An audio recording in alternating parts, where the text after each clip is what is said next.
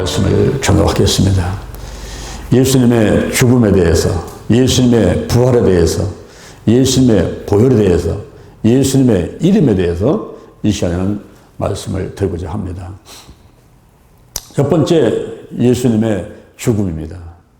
이 예수님의 죽음은 구약에서 이미 예언이 되어 있습니다. 창세기 3장 15절에서 뱀한테 하나님께서 형벌을 내릴 때에 이제 너와 여자가 원수가 된다. 그리고 여자의 후손은 너의 후손과 원수가 되고 여자의 후손은 너의 치뭉터를 줘가지고 머리를 상하게 하고 그리고 너는 그의 발꿈치만 상하게 한다 하는 말씀이 예언으로 기록이 되어 있습니다.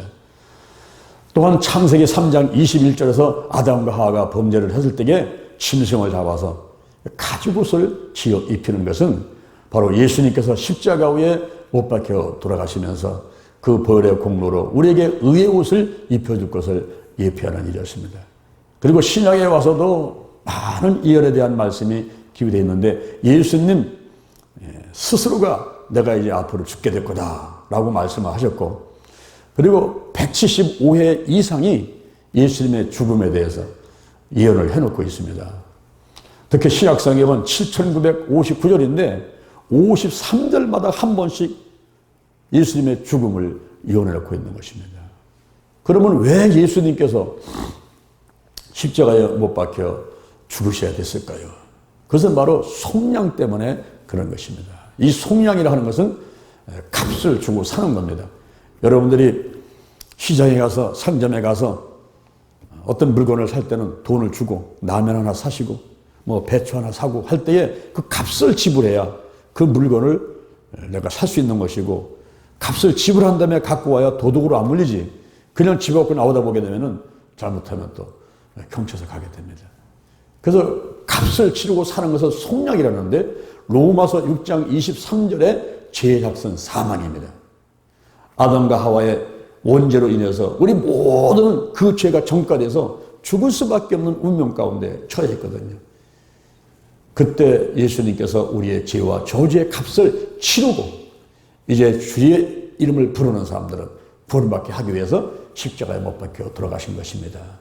더 나아가서 속죄하기 위해서 죽으신 겁니다. 죄를 속해주기 위해서. 레위기 6장 2절에서는 개인의 범죄, 레위기 4장 13절에서는 국가에 죄가 있을 때 수송아지나 수양을 죽여서 그 죄를 사하게 되는 일이 있었습니다. 그래서 속죄하기 위해서 죄를 사해주기 위해서 예수님이 십자가에 못 박혀 돌아가신 것입니다. 더 나아가서 구약시대 때는 대제사장이 1년에 한 번만 지성소에 들어가서 짐승의 피를 뿌리면서 그때 백성들의 죄를 다 씻었습니다. 그런데 이제 예수님께서 십자가에 못 박혀 돌아가실 때에 위에서 밑에까지 휘장이 쫙 찢어지면서 누구나가 이제 하나님 앞에 나갈 수 있도록 나가서 예배드리고 기도할 수 있도록 이런 길을 열어주기 위해서 예수님께서 십자가에 못 박혀 돌아가신 것입니다.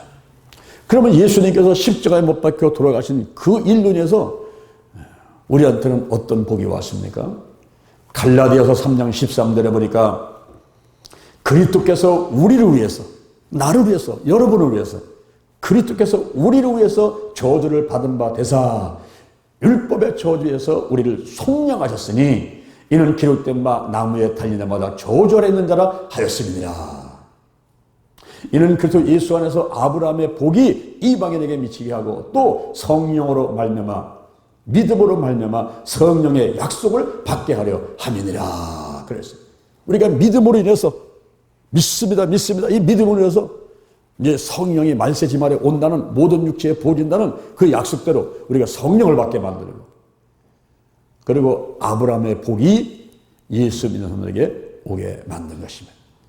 아브라함의 복은 뭡니까? 창세기 12장 1절에 보니까 너는 본토 친척 아비 집을 떠나라는 거예요. 내가 너로 큰 민족을 이루게 하겠다. 이름을 창대케 하겠다. 그리고 복의 근원이 되게 할 것이다. 너를 축복하는 사람에게는 복을 주고 너를 저주하는 자에게는 저주가 임하리라. 땅의 모든 족속이 너로 인하여 복을 얻으리라. 오늘날 우리가 예수 그리스도로 인해서 이제는 나로 인해서 내가 복덩이가 돼가지고 나로 인해서 내가 가는 곳에는 복이 임하게 되는 것입니다. 아멘.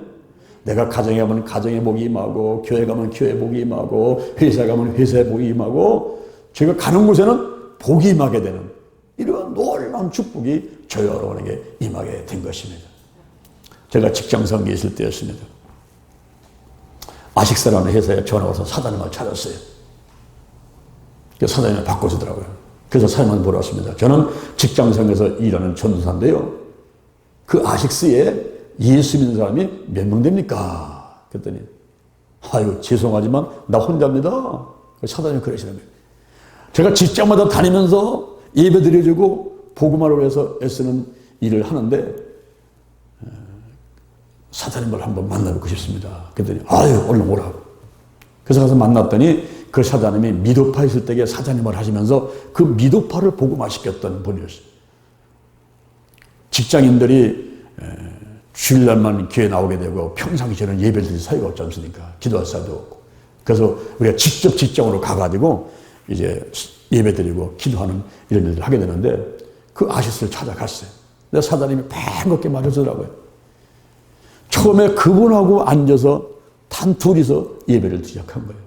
일주일에 한 번씩 예배를 드리면서 찬송을 크게 하고 막 말씀을 그냥 막 여러 사람 앉는 것 같이 크게 하고 막 기도했더니 사람들이 한 명, 두 명 들어오더라고요. 2년 만에 그 회사 본사 직원들 100여 명이 다 예수를 믿게 되었습니다. 할렐루야. 그 회사의 사장님 한 분이 복덩어리라.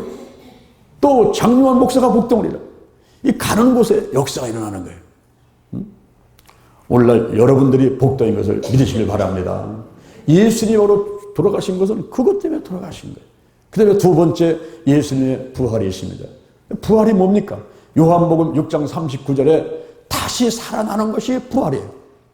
그런데 고린도 전서 6장 14절에 하나님의 능력으로 다시 살아나는 것이 부활입니다. 그리고 요한복음 11장 24절에 죽었다가 다시 살아나는 게 이게 부활이에요. 누가복음 20장 36절에 죽었다가 살아났다가 다시는 죽지 않게 되는 것. 이것이 부활인 것입니다. 그러므로 지금까지 인류 역사상 가운데 부활하신 분은 오직 예수님 한 분밖에 안 계십니다. 아무도 부활한 사람 없습니다. 나사로가 죽었다가 살아났어도 그는 부활이 아니에요. 왜냐하면 죽었다가 살아났다가 다시 죽었기 때문에. 그럼 부활이라고 할 수가 없습니다. 예수님의 이 부활의 특징은 무엇입니까? 이 부활은 육체의 부활입니다. 육체의 부활. 구약시대 때는 사람들이 죽으면 음부에 가버리고 만다 해서 이 부활을 믿지 않았어요. 사두개인들도 영혼 불멸도 안 믿고 그리고 육체의 부활도 안 믿었습니다. 또한 헬라파 사람들도 영혼 불멸을 믿었는데 육체의 부활을 믿지를 않았어요. 그런데 이 사두개인들과 유대인들과 헬라파 사람들의 영향을 받아가지고 고린도 교회 사람들이 부활을 믿지를 않는데 육체의 부활을 믿지를 않는 거예요. 그때 사도 바울이 고린도 전서 15장에서 구구절절히 예수님이 부활하신 것은 육체로 부활을 하신 것이고 우리도 앞으로 그렇게 될 것이라는 것을 구구절절하게 말씀하고 있는 것입니다. 요한복음 20장 24절에서 예수님이 부활하신 다음에 도마가 없을 때 제자들 앞에 나타났어요. 그리고 여러 가지 말씀을 나누고 이제 예수님은 가셨는데 제자들이 도마가 나타나니까 야 도마야 예수님 오셨다 가셨어. 예수님 부활하신 예수님 오셨다 가셨어. 에이 거짓말하지 마. 사람이 어떻게 부활을 해? 내가 그 손의 못자국을 보고 이 손가락을 그 못자다 집어넣어보고 이 손을 내가 옆구다가 집어넣어보고 그렇지 않으면 못 믿겠어요. 이 도마는 의심하는 사람이에요. 의심. 그러니까 8일 만에 예수님께서 다시 나타났습니다. 도마야 이리 오너라.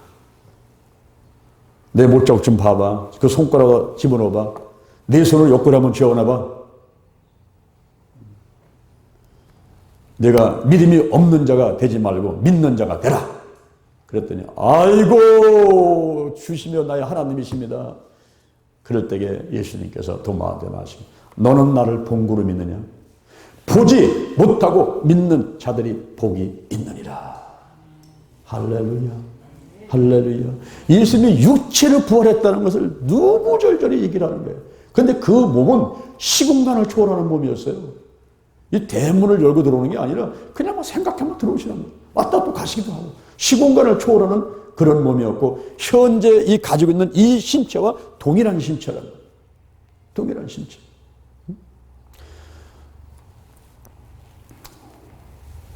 어떤 사람들은 아이고 나는 대추 말린 것 같이 얼굴이 쪼글쪼글하게 늙었는데 이대로 부활한다면 나는 이빨이 다 빠져버렸는데 이대로 부활한다면 여러분 부활을 오해를 하면 안 됩니다. 이 부활은 변화가 되는 거예요.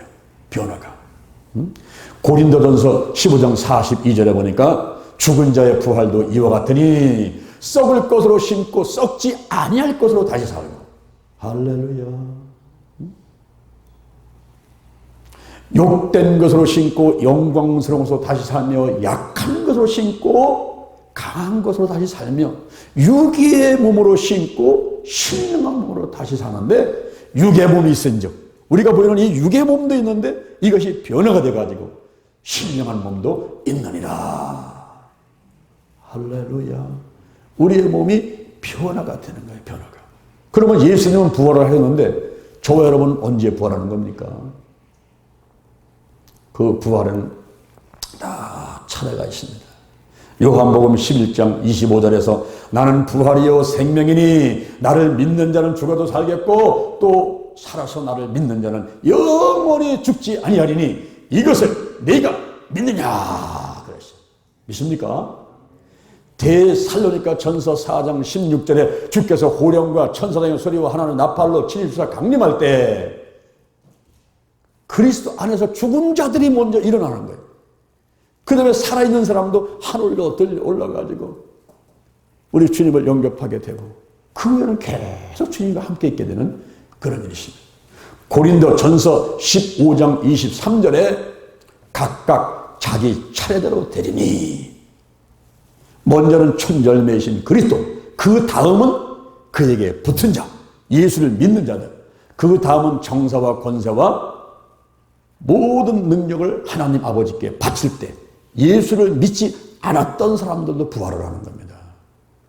예수를 믿었던 사람들은 첫째 부활, 그것은 생명의 부활, 예수를 믿지 않았던 사람들은 심판의 부활, 둘째 부활에 동참해서 백보자 심판 때 사형 확정을 받게 되는 그런 일이 있게 되는 것입니다.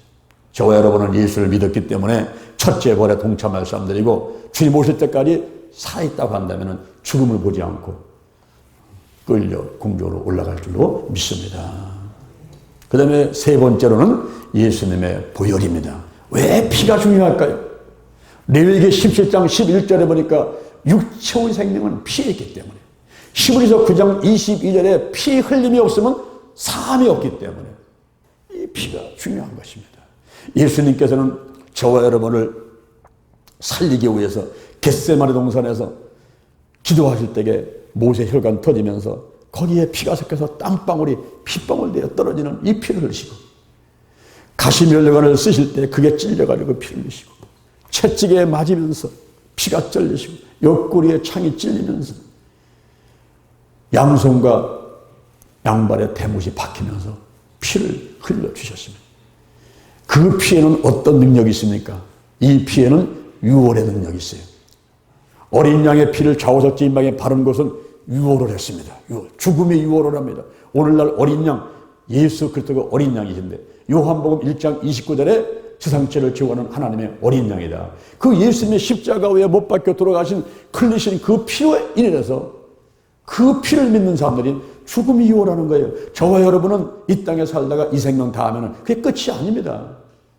영원한 생명, 영생, 생명, 그 생명을 얻는 곳은 끝이 아니란 말이에요. 영생을 얻게 되는 것입니다.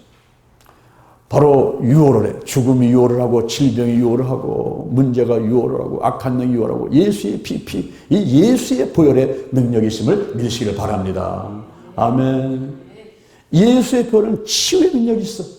이사야 53장 4절 이하에 그는 실로 우리의 질고를 지고 우리의 슬픔을 당할거늘 우리는 생각하기를 그는 징벌을 받으며 하나님께 맞으며 고난을 당한다 하였느라. 그가 찔림은 우리의 허물이 나며 그가 상함은 우리의 죄악을 나며 그가 징계를 받음으로써 우리가 평화를 누리고 그가 채찍에 맞음으로 우리가 나음을 입었도다. 할렐루야. 그가 채찍에 맞음으로 우리가 나음을 입은 거예요. 치유의 능력이 있습니다. 로마서 5장 9절 그 피로 말미암아 우리가 의롭게 되었다. 원죄는 씻겨지고 이제 하나님의 자녀가 됐단 말입니다. 요한일서 1장 7절 그 아들 피로 말미암아서 우리의 모든 죄가 깨끗하게 될 것이요. 요한계시록 12장 11절에 그 어린 양의 피와 자기의 증거하는 말로 마귀를 이겼으니. 할렐루야. 할렐루야. 근데 생활 가운데 이 피가 적용이 돼야 돼요. 그냥 믿음으로 그치지 말고 이거를 사용해야 됩니다. 레위기 4장 3절 이하를 보니까 제사장들이 죄를 범했을 때 어떻게 그게 죄가 씻어질 수가 있습니까? 제사장들이 죄를 범하게 되면 송아지를 데리고 옵니다. 그 머리다가 안수를 합니다. 인간들의 죄를 전부 송아지 머리다가 안수를 해서 정가를 시키고 그 다음에 송아지를 잡습니다. 잡아가지고 피를 내는데 그 피를 성소장 앞에 가서 7번을 뿌려라. 7번을 뿌려라. 그리고 분향당에다가 그 피를 발라라. 그 피를 발라라. 그 다음에 그것을 번제단 밑에 가서 쏟아 부으라. 번제 밑에 쏟아 부으라. 요한복음 6장 53절에 보니까 그 피를 마셔라. 마셔라. 그래서 오늘날 우리가 예수의 보혈을 뿌리고 바르고 쏟아붓고 마시고 하는 이 기도할 때 자꾸 그렇게 얘기를 하는 것은 바로 이 보혈의 능력이 있는데 그 보혈을 그런 게 있는가 보다 라고 생각하는 게 아니라 직접적으로 내 머리부터 발끝까지 우리 가정에 우리 교회에다가 이 지역의 대한민국 전체에다가 이 보혈을 바르고 뿌리고 씻고 쏟아붓고 하는 이를 통해서 원죄와 자범죄가 씻겨지게 되고 악한 영이 떠나가게 되고 할렐루야. 이런 놀라운 일들이 우리 앞에 있게 된다 이 말입니다. 그래서 이 피를 자꾸 적응해야 되는데 베드로 전서 2장 9절에 보니까 우리가 택하신 족속이요 왕같은 제사장들입니다. 거룩한 나라입니다. 하나님의 소유된 백성입니다. 믿습니까? 근데 왕같은 제사장인데 우리도 예수를 믿으면서 신앙생활을 하지만 알게 모르게 죄를 범할 수가 있어요. 이 마음으로 생각으로 입으로 손으로 발로 다니면서 죄를 짓는 것을 어떻게 씻어낼 겁니까? 세탁기에 집어넣으면 씻어지는 거예요? 벌금 내면 씻어지는 겁니까? 감옥 갔다 오면 씻어집니까? 안 된단 말이에요. 그 아들 예수의 피가 우리를 모든 죄에서 깨끗하게 하실 것이요. 아멘. 그 아들 예수의 피가 깨끗하게 되는 거예요. 그래서 하루에 한 번 이상은 꽉 머리부터 발끝까지 예수의 보혈을 바르고 뿌리고 씻어냅니다. 그리고 어느 지역에 먼저 가게 되면 보혈색을 해야 돼요. 저는 서울에 가서 집회를 하고 내려오지 못할 때 어디 저 부산이나 광주 같은 데 갔을 때에 모텔을 갈 수가 있지 않습니까? 그러면 모텔을 들어감과 동시에 문을 다 열어놓고서 보혈사역을 해야 돼요. 예수의 보혈을 바르고 뿌리고 씻어냅니다. 쏟아 붓습니다. 전부 구석구석 다니면서 침대 밑에 화장실에 전부 보혈사역을 하고 그렇게 하고서는 자면은 얼마나 편해요. 여러분의 가정에 싱크대, 베란다, 화장실에, 안방, 건너방, 어떤 때는 눈을 감고서 이렇게 기도를 하다가 이제 한 군데 두 군데 이렇게 하기가 좀 시간이 없으면은 그냥 눈을 감고 아파트 꼭대기부터 시작해서 예수의 보혈을 쏟아부어 버려요. 다 쏟아붓고 우리 지역에 다 쏟아붓고 이 교회 저 꼭대기에서 지하실까지 확 예수의 보혈, 예수의 피, 예수의 피 다 쏟아붓고 그런 사역이 놀라운 치유의 결과를 갖고 오는 것을 체험하게 되기를 바랍니다. 아멘. 그 다음에 마지막으로 나사렛 예수 그리스도의 이름이 중요합니다. 왜 나사렛자를 꼭 앞에다 붙일까요? 예수라는 동명이인들이 있기 때문에. 그 요셉과 마리아, 그 갈릴리 나사렛이라는 동네에서 자란 그 예수. 그 예수가 하나님께서 그 이름을 통해서 역사가 일어난다고 약속해 주셨기 때문에 그 이름을 불러야 돼요. 나사렛 예수 그리스도. 그래서 사도행전 10장 38절에 보면은 하나님이 나사렛 예수에게, 누구에게? 나사렛 예수에게 무엇을? 성령과 능력을 기름 붓듯 했으며 저가 두루다니며 착한 일을 행하시고 마귀에게 눌린 자를 고치셨으니 이는 하나님이 함께 했다. 누구하고? 나사렛 예수하고 함께 했습니다. 함께 했어요. 응? 그러면서 역사가 막 일어나는 거예요. 응? 나사렛 예수 그리스도의 이름에는 어떤 능력이 있습니까? 요한복음 1장 12절에 보니까 영접하는 자 곧 그 이름을 믿는 자들에게는 하나님의 자녀가 되는 권세를 주셨으니 이는 혈통으로나 육정으로나 사람의 뜻을 하는 건 아니고 오직 하나님께서 난 자들이라. 예수님의 이름으로 구원받는 것을 믿으시길 바랍니다. 더 나아가서는요, 예수님의 이름으로 또 치유가 오는 거예요. 마가복음 16장 17절 이하에 믿는 자들에게는 이런 표적이 따르니 저희가 내 이름으로, 예수님의 이름으로 귀신을 쫓아내고, 할렐루야. 또한 회개할 때도요, 이 회개할 때 예수님의 이름으로 회개해야 죄사함이 없습니다. 사도행전 2장 38절에 각각 예수 그리스도의 이름으로 회개하고 죄사함을 받으라. 그리하면 성령을 선물로 주시니. 여러분이 성령 받기 원하십니까? 그러면 먼저 회개해야 돼요. 죄사함 받아요. 누구의 이름으로? 예수님의 이름으로 회개하고 죄사함 받는 일이 있을 때 그 다음에 성령이 임하게 되는 거예요. 이런 놀라운 일들이 예수의 이름 앞에 있는데 이것은 예수님의 이름에 그런 능력을 부여하겠다는 약속이 있어요. 약속. 요한복음 14장 14절에 보니까 내 이름으로 구할 때는 다 얻게 될 것이다. 그러니까 여러분들이 꼭 기도한다면 예수님의 이름으로 기도합니다 라고 할 필요가 있단 말이에요. 그런데 어떤 사람들은 예수님의 이름으로 기도합니다 라고 빼먹고 하는 사람도 있고 또 뭐 민중의 이름으로 기도합니다 이런 쓸데없는 또 그 뭐 세미나 한다고 그냥 그런 엉터리 같은 것을 가르치는 사람도 있어요. 그건 헛소만 하는 겁니다. 민중의 이름으로 기도한다고 들어줍니까 여러분? 나사렛 예수 그리스도 이름에 능력이 있음을 믿으시길 바랍니다. 빌립보서 2장 5절 이하에 보니까 그는 근본 하나님의 본체시나 하나님과 동등됨을 취할 것으로 여기지 아니하시고 오히려 자기를 비워 종의 형체를 가져 사람들 같았고 사람의 모양으로 나타났으며 자기를 낮추시고 죽기까지 복종하였으니 십자가에서 죽으심이라.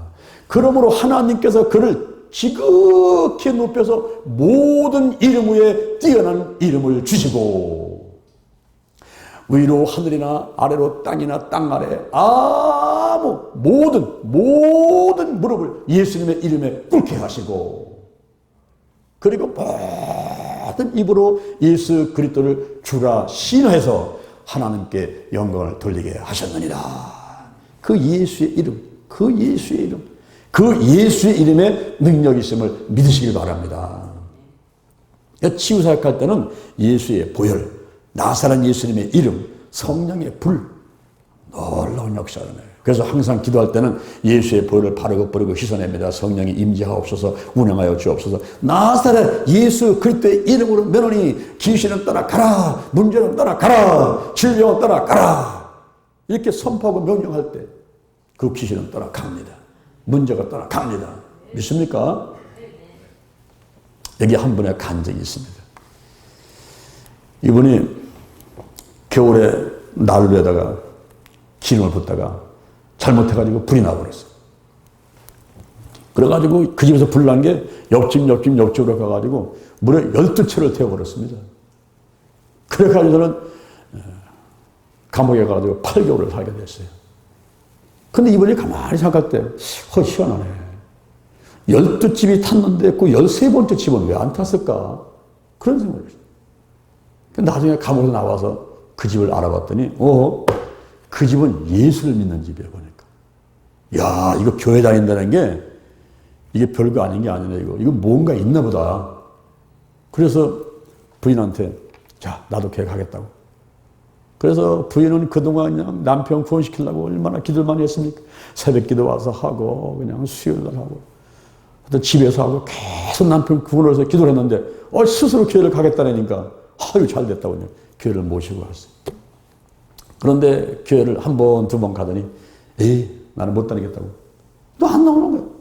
그러면서 이전보다 술을 더 많이 먹어야지.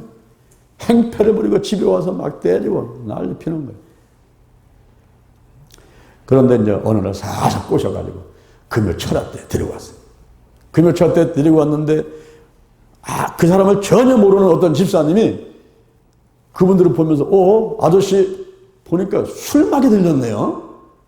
지금 그 빨리 쫓아내지 않으면 며칠 있다 죽습니다. 이래버리니까 이 사람이 부인한테 끌려가지고 금요철화만 갔다가 그 얘기를 들었는데 이게 안 들으면 못한 얘기 계속 생각나는 거야. 야, 안 되겠다. 내가 잘못하면 죽겠다. 부인을 잘 꼬시고 막 졸라가지고 우리 기도원 가자, 기도원. 그래가지고 기도원에 가서 금식을 7일을 했습니다. 금식을 7일을 하면서 마지막 날 그 부인이 이 남편을 붙들고서는 막 흔들면서 기도를 했어요. 나사렛 예수님의 이름 모르면 이 술마귀는 떠나가라. 술마귀는 떠나가라. 예수를 믿지 못하게 만드는 이 마귀는 떠나가라. 떠나가라. 그렇게 기도를 했는데 나중에 이분이 이제 간증을 하는데 자기 부인이 자기 붙들고서 막 술마귀 떠나가라고 막 마귀 떠나가라고 막 하는데 그때 시커먼 놈이 도망가더라는 거예요. 그런데 자기가 왜 이렇게 술을 먹었냐? 술 먹으러 앉아있으면요 옆에 시커먼 놈이 와가지고 계속 먹어라 더 먹어라 그랬대요. 그리고 막 부인을 때리려면 한 대 때리면 또 때려 막 행패를 부려라 옆에서 계속 그래가지고 자기도 모르게 신나가지고 더 그랬다는 거예요. 그런데 7일간 금식하는데 부인이 붙들고서 나사렛 예수 그리스도의 이름으로 면하니 술마귀는 떠나가라 소리 칠 때 그때 시커먼 놈이 떠나갔다는 거예요. 그 이후에 자기는 술을 보면은 술을 먹고 싶지 않고 뭐 한 잔 집어넣으면 막 그냥 넘어오고 그래서 다시는 술을 먹지 못하게 되고 교회를 잘 다니면서 건강하게 되고 신앙생활을 잘하게 됐다는 이런 간증이 있습니다. 오늘 저는 여러분에게 4가지를 말씀드렸어요. 사실 이 내용이 많은 내용이지만은 제가 짧게 요약을 해서 말씀드렸는데 예수님의 죽음에 대해서, 예수님의 부활에 대해서, 그리고 예수님의 보혈에 대해서, 나사렛 예수 그리스도 이름에 대해서 말씀을 드렸습니다. 오늘 들은 말씀을 가슴에 꼭 새기며 성령이 역사하는 가운데 여러분이 생각나게 하고 특히 여러분들이 그 보혈 사역, 여러분의 가정에, 여러분 자신을 위해서, 남편을 위해서, 자녀를 위해서 이 보혈 사역을 꼭 하시기 바랍니다. 좀 말씀 부리고 공부 못하는 애들이 있으면요 그 아이를 향해서 또는 손을 얹고 이 보혈을 예수의 보혈을 바르고 뿌리고 씻었는데 이거를 계속 하시고 또 가족 간에 누가 아픈 사람이 있습니까? 그냥 어설프게 안수기도 하려고 하지 말고 그냥 예수의 보혈을 바르고 뿌리고 싶어 드러나 떠나가 이러고 기도하시고 남편이 좀 행패를 부리고 믿음이 없습니까?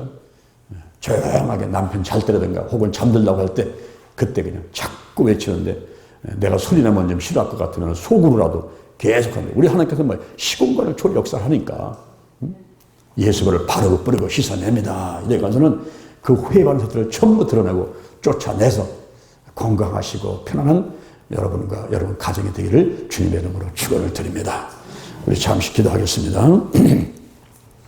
하나님 아버지 감사합니다. 오늘 예수님에 대해서 예수님의 죽음, 예수님의 부활과